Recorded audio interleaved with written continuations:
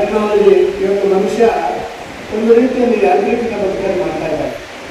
ಕೈಯಲ್ಲಿ ಒಂದು ಮೊಬೈಲ್ ಇದ್ದರೆ ಜಗತ್ತನ್ನೇ ಆಳಬಲ್ಲಂತ ಹೇಳುವಂಥ ಒಂದು ರೀತಿಯ ಆ ಮಾನಸಿಕತೆ ಇವತ್ತು ಸಾಮಾನ್ಯ ಜನರಿಗೆ.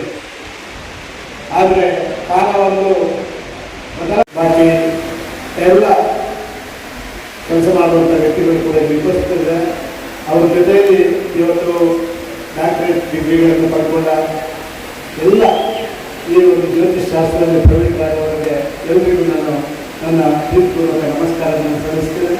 ಬಂದಂಥ ಸಾರ್ವಜನಿಕ ಬಂಧುಗಳು, ಪ್ರಾಯಶಃ ನನಗೆ ಜ್ಯೋತಿಷ್ಯ ಹೇಳಲಿಕ್ಕೆ ಗೊತ್ತಿಲ್ಲ.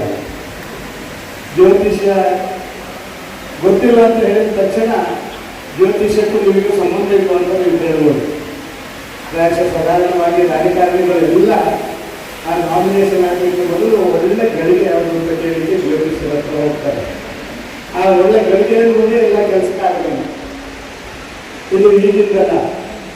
ಈ ಒಂದು ಇವೆಂಟ್ ಅಲ್ಲಿ ನಮ್ಮ ಚೀಫ್ ಗೆಸ್ಟ್ ಆದಂತಹ ರಜನಿ ರಾಜ್ಮಾವ್ ಅವರಿಗೆ ಈಗ ಆನರಿಂಗ್ ಮಾಡಬೇಕು. ಸೊ ಪ್ಲೀಸ್ ದಯವಿಟ್ಟು ವೇದಿಕೆ ಮೇಲೆ ಬರಬೇಕು ಅಂತ ಕೇಳ್ಕೊಳ್ತಾ ಇದ್ದೀನಿ.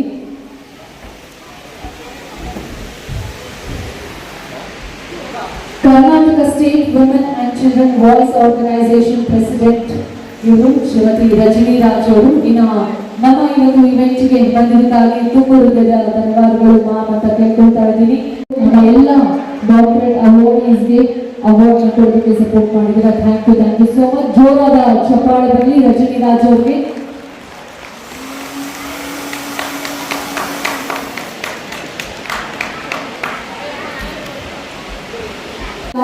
ನಮ್ಮ ಇಡೀ ಬೋರ್ಡ್ ಅಷ್ಟು ಕಡೆಯಿಂದ ಇದೊಂದು ಕಾರ್ಯಕ್ರಮಕ್ಕೆ ಬಂದಿದ್ದಾಗಿ ಧನ್ಯವಾದಗಳು. ಹಾಗೆ ಅವ್ರಿಗೆ ಗೌರವ ನೀಡುವಂತಹ ಕೆಲಸ ವೇದಿಕೆ ಮೇಲೆ ನಡೀತಾ ಇದೆ. ಜೋರಾದ ಚಪ್ಪಾಳೆ ಬರಬೇಕು.